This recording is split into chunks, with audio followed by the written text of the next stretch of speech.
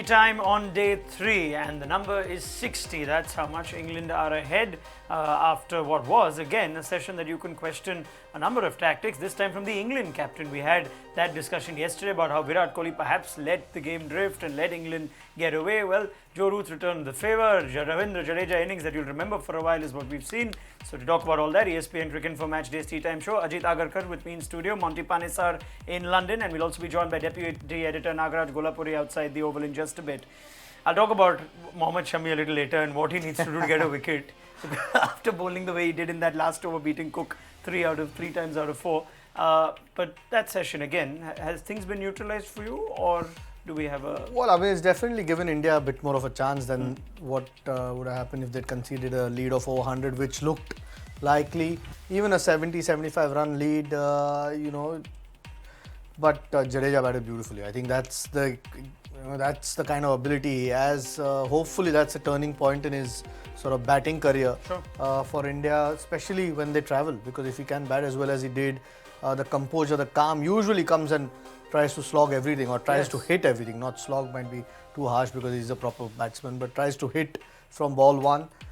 This time he's taken his time and actually changed gears later on when need be. When 9 wickets were down or 8 wickets were down, by then he's set. That's why he could connect. I mean, that straight 6 of Anderson of the new ball tells you all you need to know about his batting ability. So hopefully he does more of that, because that was really very, very good. As good as he was, how much did England make life easier for him? Yeah, the only thing I know, I suppose all bowlers have been there at some stage or the other where you probably don't see the game as well when you're on the field, maybe, than what we can see from here. I just felt with the new ball, even in the last test, I sometimes don't understand why bowlers don't want to bowl normally. The ball's still, the pitch is quite flat at the moment. The ball wasn't swinging as much. The new ball hasn't swung a lot anyway. It seemed, if at all. But once the lacquers of it swings a bit more. But there was enough shape. So I just thought they could have just stuck to decent lengths and made Jadeja, if he hit you over the top or over your head or over mid-off or slogged you across the line, so be it. But there was just too much sort of trying to stop him from scoring, in which the length was a bit shorter. Once the length is short on this pitch at the moment, you can see how easy paced it is. There's enough time for batsmen to sort of maneuver it square of the wicket and get off strike, taking nothing away from that innings. I think that's the best, at least I have, in my opinion, I've seen Jadeja bat in Test cricket away from India. I'll ask Nagaraj that question too in a bit. But Monty, just observing what happened towards the end, runs put on with Jadeja and the tail. Do you believe England let India off, or was it just an excellent innings from Jadeja? Well, I think Jadeja did the hard work in the first session, so it allowed him to play freely. He assessed the pace of the wicket really well, and he was there for that long period of time in that first sort of session where he worked really hard, and I think it allowed him in the second session to play freely. So credit to Ravindra Jadeja, who's actually not as often played these kind of innings away from India, but I think he's beginning to learn how to do that. So he's put India in a really good position, but England are still 60 ahead, and I guess everyone in India and in England want Alistair Cook to get 100 in his last innings ever in international cricket. Do you guys agree? Not so sure everyone in India does. I don't think the 11 guys on the field want him to get 100. The one other thing, I think we've spoken about it throughout the course of this series. The one thing this England attack has, if anything, lacked is a bit of pace. Yes. Stokes every now and then has bowled a spell with a little bit of extra zip, Broad every now and then, but no one with consistent pace. I think that would scare you, I guess. As someone like Jadeja, you want to try and scare him, push him on the back foot. Well, at least try and try stuff to him, not just stick to plan A all the time. Especially when the pitch is quite flat and the batsman set. This is a larger conversation in general about captains and how games are drifting. It's almost been the captain that makes less errors, tends to come out on top. Nagaraj, you wrote a critical piece on Virat Kohli and his tactics, but we're seeing even Joe Root just go off the boil, switch off at times, expect wickets to just fall. Your observations through this test is as both captains have been guilty of letting the game drift at different times. somewhat definitely Kohli, but I think you've got to kind of keep the pitch in mind. It's pretty slow. It's behaved differently. The ball has swung, and as Ajit was saying, that it has seemed quite a bit. The bowlers have not hit the right lens, and they've not. I mean, if you have a guy like Anderson and Broad kind of not bowling sticking to the natural strengths and kind of giving guys like Jadeja width and space to kind of play the cut shot, etc., and get them settled. The captains can't actually do much. Of course, you can set attacking fields and just hope that suffocate them for runs, which didn't happen. If you allow me to speak a little bit on Jadeja and Vihari, who's not been mentioned so far. Actually, that partnership in the morning before lunch was so critical. They did not kind of score runs freely, but at the same time, they kind of sustained the pressure that was created in the first 20-30 minutes by the new ball bowlers in the first spell. Not the new ball bowlers, actually Anderson and Broad, in that first 20 minutes or something, where they were beaten, but they kind of just stuck there. They kind of stayed there and then kind of made room to make slowly. They nurdled singles, etc. You look at the run rate, I think it was something like 2.5 or 2.6, but that didn't matter to them. They were playing out time, and once they settled down, and I mean, we have to give credit to Vihari. He got out at the stroke of lunch. He was playing really, looking good to score a big score, but Jadeja then took over. He understood that he has to now take charge, and as soon as he lost his shant, he started kind of slogging a bit, but then he knew that he needed to score quickly and reduce the lead, and which he did. I mean, we spoke a lot about Vihari at lunchtime, but I mean, Ajit's strong words, that's the best he's seen Jadeja bat. You'd go with that? Most responsible that you've seen Ravindra Jadeja bat, or the best you've seen him bat in any cricket? We have not seen him bat for a while, so that seems like he has batted for a long while, something. Yeah. So yeah, I mean, but the last match, correct me if I'm wrong, I think it was last year also he scored a half century in Sri Lanka. He has that capability, and this is the situation for him. I mean, the pitch was not too fast. Like I said, the bowlers gave him that kind of room to settle down, and then this is the situation he loves to play with the tail. He can actually he can do well with the tail because he somehow gets really confident. It's just that at one over, that one maiden that he played when he was on 86 or something against Moin, that kind of slowed things down and put doubts in his mind. I'm not sure whether it was because he was approaching the century, his highest test score, his first test century, or whatever. He kind of got bogged down, and that's where England found an opportunity, and that run out was actually his call, and he shouldn't have run. Probably the dullest moment. Yeah. It'll be nice to remember this innings because the series is lost. You tend to forget these fifth and last tests. But if you're making this case of one spin bowling all-rounder to play overseas, and Ashwin has test hundreds and whatnot, and is supposedly, the optics suggest he's the better batsman away, this kind of innings should be remembered. I mean, there's a good case to play Jadeja as the lone spinner perhaps in Australia. Yeah, I'm sure after this test match they'll seriously look at that. In the past, I have always been of the opinion that Ashwin should start a series first. In my opinion, he's a better spinner. Jadeja needs a bit more out of the pitch than Ashwin does. But after this performance in this test, I'm sure the team management will think about it seriously. Again, more than the runs, it's just the approach that he showed with his batting as well. And he's got 4 wickets in the first innings, and hopefully plays a major role in that second innings because he'll have to if India have got to seriously get back into that game. But I'm sure there'll be a conversation about this next time India travels. I know they play in India a few tests now. Yes. But when they travel to Australia, I'm sure that'll be part of the conversation when the first test comes around. Yeah, we're halfway through this test match. How's this pitch going to play going forward? What can we expect from this third innings of the test? We'll find out with Monty, Ajit as well as Nagraj on our Tea Time show on ESPN Cricinfo Match Day after this short break. So stay with us as we build up to the final session of play on day 3.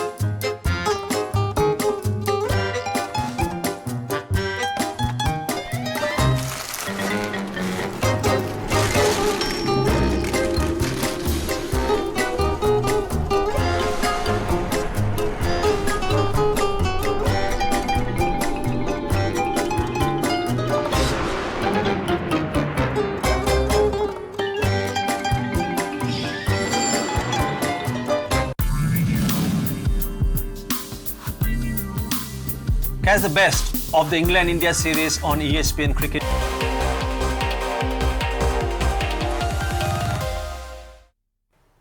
Fast approaching the final session of play on day 3, England 60 ahead, 20 without loss. We're going to talk about Jadeja and the impact we expect him to have now with the ball, in the little evidence that we saw not just in the over the Jadeja bowl but also when Moeen Ali was bowling towards the end. You do believe he could play a role looking at how the pitch is now? Yeah, he's got to. I mean, there were a couple of balls which sort of spun out of that rough or from off stump. I think Monty will be a good guy to talk about it. Yes, I'm not a big fan of a 6-3 field.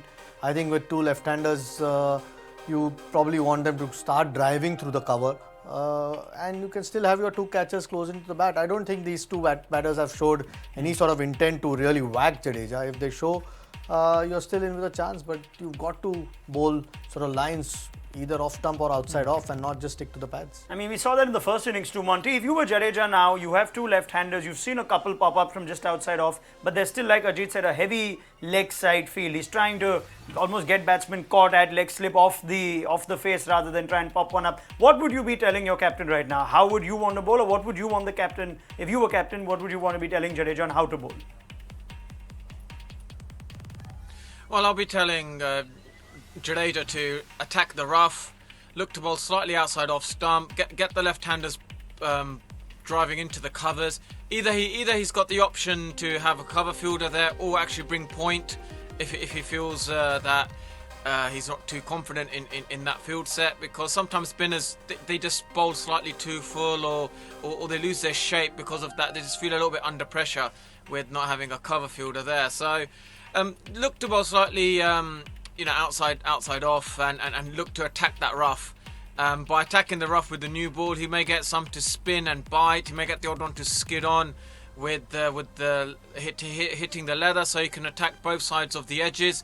And I think that'll be a better line for him. And then he can maybe set him up, for that leg slip catch or the short leg catch. Bowl a bit straighter, get the batsman's head going slightly over the off stump line. So when he does bowl a little bit straighter, his eyes are not behind the ball. His head's sort of tipping over a little bit. He may not pick the line as well as he should do, and suddenly you're playing slightly across the line, and you could bring leg slip and short leg into play.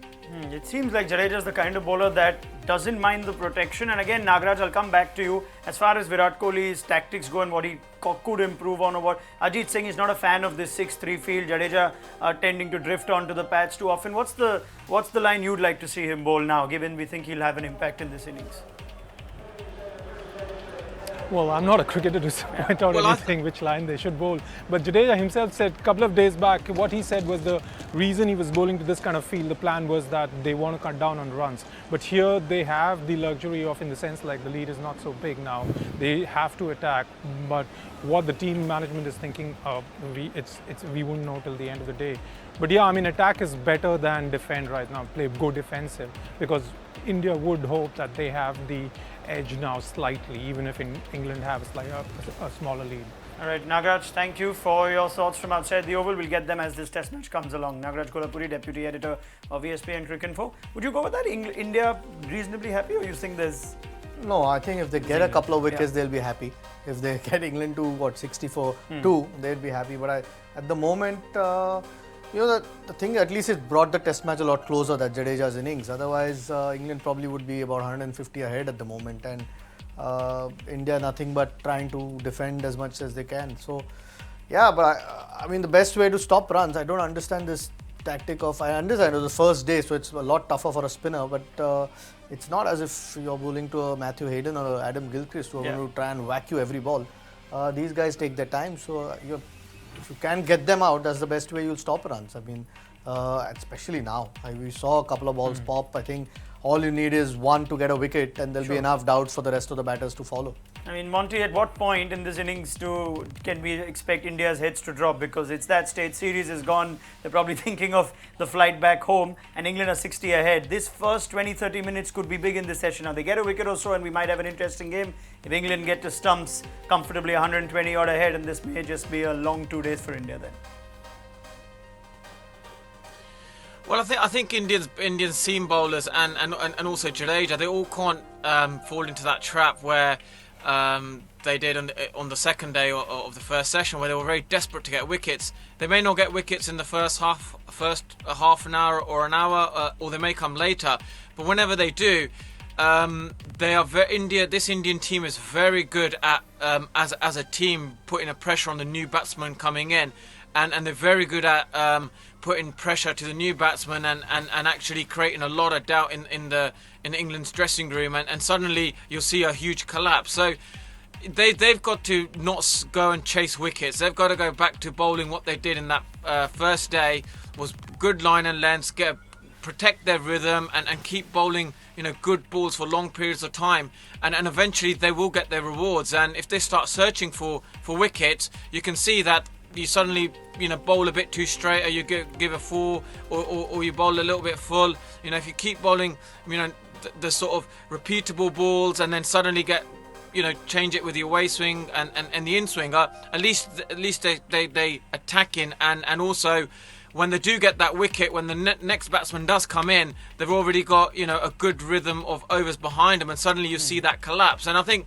that's the way if I was Virat Kohli, I would say to the bowlers and Jadeja, come on guys, just bowl your best ball, don't worry about the wickets, they will come. And when they do, you've seen this in this Test match. There's been a collapse from both innings. That's the chat you need to have to Mohammad Shami. He's been bowling his good balls and best balls for 32 overs without a wicket. You'd start with him and Jadeja. Yeah, without a doubt. I think his length, his pace is still up after the amount of overs that he's bowled, and he's beating them. The fuller length of his is a lot more deceptive than what Ishant or Bumrah's is. Bumrah at his best probably gets that, but Shami is just so straight. No real change in his action. You've got to start with him and Jadeja. Many thanks, Ajit. Many thanks, Monty. Get your thoughts at Stumps. 11 wickets have fallen in the last session on the first 2 days. Let's see if we get some excitement. Join us for the chat at the end of the day's play on ESPN Cricinfo Matchday.